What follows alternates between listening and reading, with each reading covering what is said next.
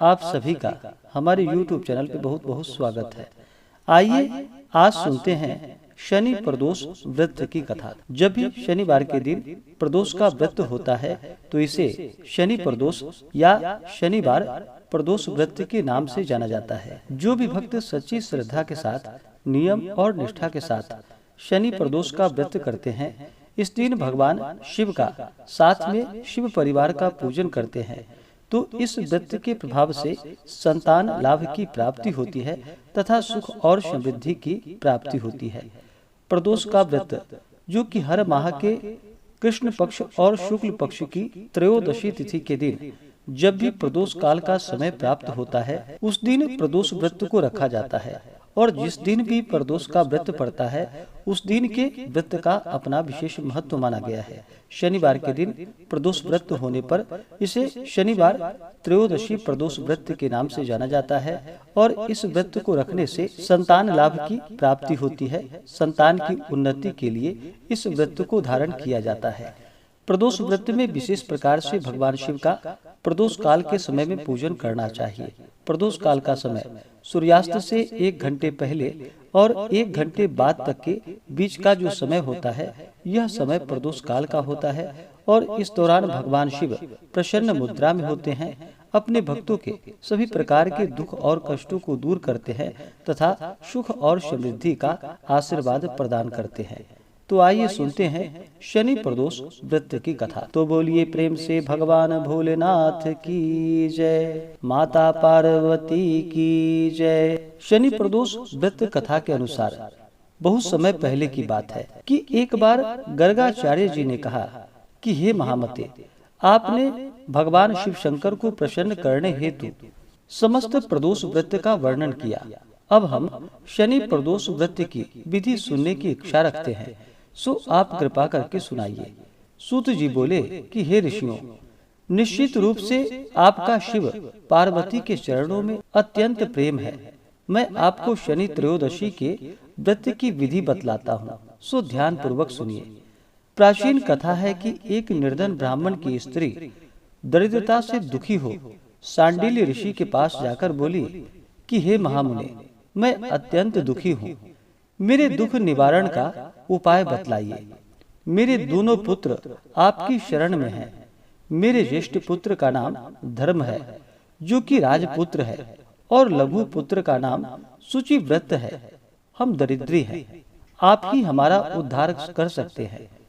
इतनी बात सुनकर ऋषि ने शिव प्रदोष व्रत करने के लिए कहा। तीनों प्राणी इस प्रकार प्रदोष व्रत को करने लगे। कुछ समय पश्चात प्रदोष व्रत आया। तीनों ने व्रत का संकल्प लिया। छोटा लड़का, जिसका नाम शुचिव्रत था, एक तालाब पर स्नान करने को गया तो उसे मार्ग में स्वर्ण कलश धन से भरपूर मिला। उसको लेकर वह अपने घर आया और प्रसन्न हो माता से कहा कि हे माँ, यह धन मार्ग में मुझे प्राप्त हुआ है। माता ने धन देखकर शिव महिमा का वर्णन किया। राजपुत्र को अपने पास बुलाकर बोली कि देखो पुत्र, यह धन हमें भगवान शिव जी की कृपा से प्राप्त हुआ है, अतः प्रसाद के रूप में तुम दोनों पुत्र आधा आधा बांट लो। माता का यह वचन सुनकर राजपुत्र ने शिव पार्वती का ध्यान किया और बोला कि हे माता, हे पूज्या, यह धन आपके पुत्र का ही है, मैं इसका अधिकारी नहीं हूँ। मुझे भगवान शंकर और माता पार्वती जी जब देंगे तब मैं ले लूंगा। इतना कहकर राजपुत्र शंकर जी की पूजा में लग गया। एक दिन दोनों भाइयों का प्रदेश भ्रमण का विचार हुआ। वहां अनेक प्रकार के गंधर्व कन्याओं को क्रीड़ा करते हुए देख शुचिव्रत ने कहा कि भैया, अब हमें इससे आगे नहीं जाना चाहिए।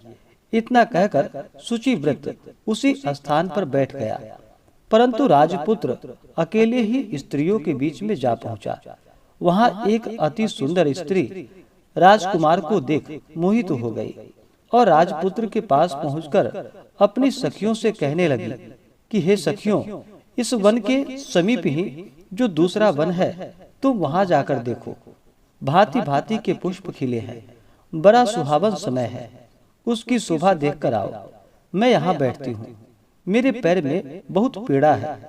ये सुनकर सब सखी दूसरे वन में चली गईं। वह सुंदर राजकुमार की ओर देखती रही।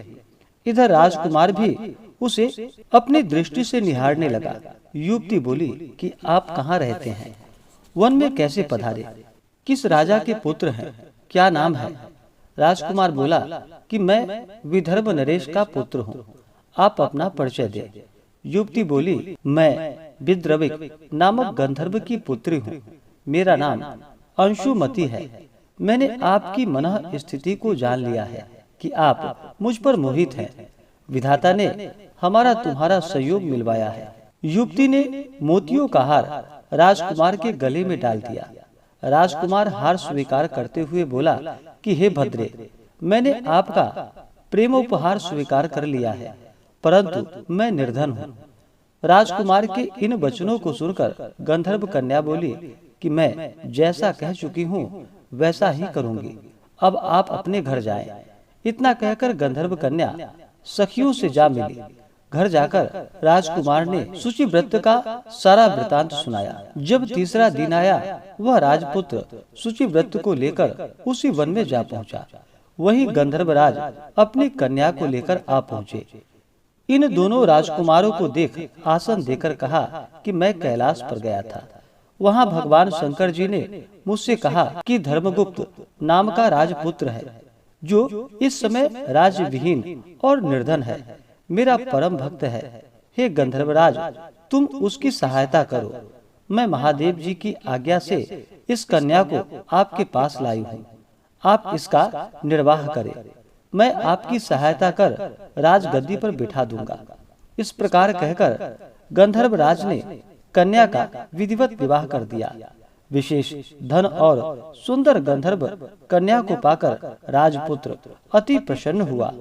भगवत कृपा से अपने शत्रुओं का दमन करके राज्य का सुख भोगने लगा। इस प्रकार से जो भी सच्ची श्रद्धा के साथ प्रदोष का व्रत करते हैं तो भगवान शिव जी की कृपा से उनके मनोरथ सिद्ध होते हैं। तो बोलिए प्रेम से भगवान भोलेनाथ की जय, माता पार्वती की जय। तो आशा करता हूँ कि यह जानकारी आपको अच्छा लगा हो। अगर आप विशेष प्रकार से प्रदोष व्रत के शुभ मुहूर्त के बारे में जानना चाहते हो, पूजन विधि के बारे में, तो उसका वीडियो हमारे चैनल पे अपलोड है या हमारे वीडियो के एंड स्क्रीन में भी वीडियो का लिंक दिया गया है। आप उसके माध्यम से जानकारियाँ को प्राप्त कर सकते हैं। तो आशा करता हूँ कि यह जानकारी आपको अच्छा लगा हो। ऐसे ही ज्ञानवर्धक जानकारियाँ प्राप्त करने के लिए हमारे इस चैनल पे अगर आप नए हैं तो चैनल को लाल बटन दबा करके सब्सक्राइब करें, साथ में बेल आइकन घंटी को दबाएं ताकि मेरे वीडियो का नोटिफिकेशन आपको समय से मिलता रहे।